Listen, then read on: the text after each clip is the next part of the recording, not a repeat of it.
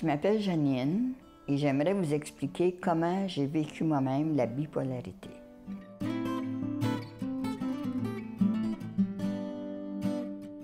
Ça a commencé avec la ménopause, mais la dépression, c'est quelque chose de très subtil.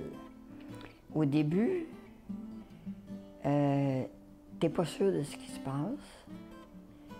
C'est comme si tu t'enlisais dans des sables mouvants, puis là, tu commences à manquer de concentration, tu commences à perdre la mémoire, tu commences à perdre l'appétit, tu commences à faire de l'insomnie. Mais c'était la ménopause, donc je consultais pour la ménopause.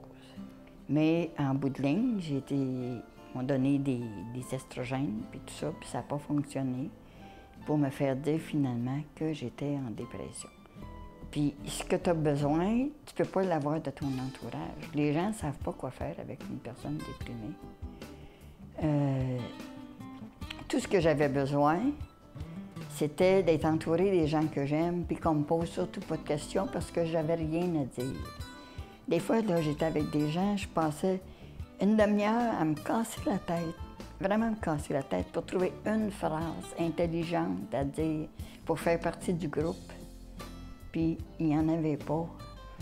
Moi, les gens qui m'entouraient, je cherchais surtout à me faire rendre visite à tout le monde, à m'occuper, à me faire voir du monde, puis c'est pas ça que j'avais besoin. Moi, j'aurais aimé ça être avec une personne que j'aime, à regarder la TV. Regarder la TV, j'adorais ça parce que j'avais pas besoin de parler pendant qu'on regardait un programme. Puis j'étais plus capable de faire de chèques, j'étais plus capable de m'occuper de mes affaires. C'est vraiment épeurant. Il s'était passé des choses graves, plus graves, puis j'ai été hospitalisée. Et puis ça n'a pas été une belle expérience, c'est mon coup de dire. D'abord, il n'y avait pas de place en psychiatrie. C'était un hôpital général, mais il y avait une aide psychiatrique, puis il n'y avait pas de place à ce moment-là. Pour moi, ils m'ont mis avec la chirurgie. Puis j'étais obligée de m'habiller à tous les jours. Je ne pouvais pas rester en jaquette. Puis moi qui voulais me fondre dans les murs, bien là, j'étais en évidence, puis tout le monde me demandait qu'est-ce que je faisais là. Puis quand tu es en dépression, tu veux te cacher. Tu veux pas qu'on te voie.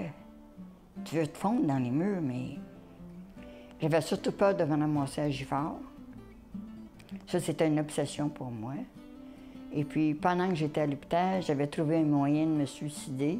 Si jamais j'avais vent, je percevais qu'on voulait me transférer à Gifford.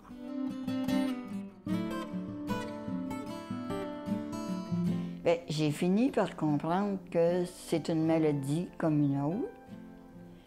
On ne court pas après. C'est une maladie grave. Tu veux tout faire pour l'éviter. J'ai appris qu'il y a des éléments déclencheurs. Je pense que je fais tout ce que je peux pour les éviter. Et quand il y en a, j'essaie de m'en sortir, de ne pas embarquer là-dedans, dire non, j'embarque pas là-dedans. Je trouve des moyens. En tout cas, à date, depuis ma retraite, j'en ai pas fait de dépression. Ce qui a changé dans ma façon de vivre, c'était que bien là, j'avais du temps. Même quand je travaillais, je faisais du théâtre. Donc, c'était une soupape un peu pour moi. Ça m'a sauvé des dépressions, j'en suis certaine, ou ça l'a atténué, ou ça m'a fait revenir plus vite à la normale, à la dite normale. Comme j'avais déjà des activités en travaillant, quand je suis arrivée à la retraite, là, j'ai cherché des activités que j'aimais. Et maintenant, je ne fais que des choses que j'aime. Au bureau aussi, il y a une chose qui m'a sauvée, c'est que le midi, il y avait certaines activités. Puis, il y avait de l'improvisation, puis on a fait du théâtre aussi. Fait que je me suis embarquée là-dedans. Et puis ça, c'était un plus parce que les gens autour de moi, au milieu de travail, desquels j'étais peut-être mal perçue à certains moments, là, ils me trouvaient très bonne de faire ça. Là, ils venaient me dire « Hey, j'en viens pas, t'es capable de faire ça. » Puis c'était dans le milieu du travail, c'était encore plus gênant, là, faire de l'impro. Mais il y avait un gars qu'on était tout équipés. On avait les chandails, la musique, tout le kit. C'était de la vraie impro. Puis ça, Puis ce qui est le fun de ça, c'est que tu te garages dans l'arène. On fait un caucus, mais tu comprends rien parce que tu es trop énervé. Puis là, faut que tu te lances, il y a un thème, faut que tu te lances là-dedans. Mais ça dure quelques secondes. Puis je trouve que pour quelqu'un qui fait des dépressions, c'est une bonne chose. Parce que tu viens gros stress, mais il ne dure pas. Ça te montre que tu peux vivre ça puis l'arrêter. Bien, dans mon cas, je pense que ça a été de cesser de travailler. Parce que mon milieu de travail était assez difficile avec moi. J'avais pas des bonnes relations avec les dirigeants en place. Ben, il y a eu les médicaments, c'est sûr.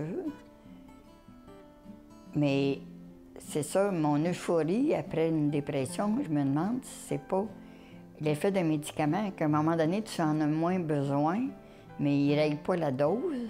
Puis là, ben, tu deviens flyé un peu, là. Je pense que c'est pour ça que j'ai été diagnostiquée bipolaire, mais je pense pas l'être vraiment.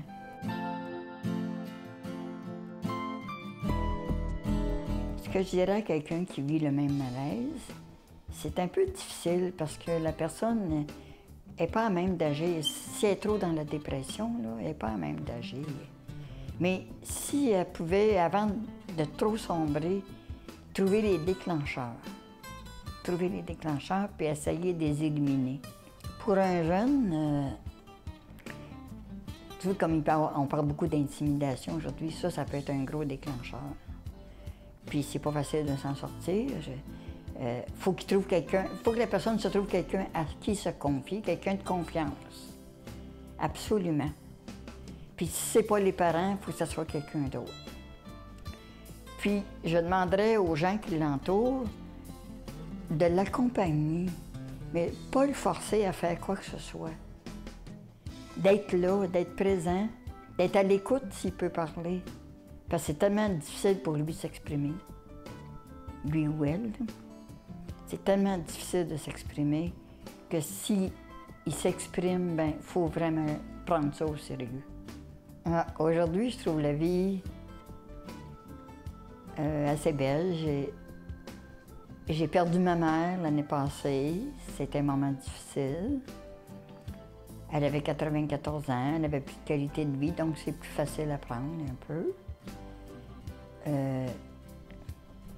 Il arrive des choses difficiles encore dans la vie, mais je dis souvent merci à la vie.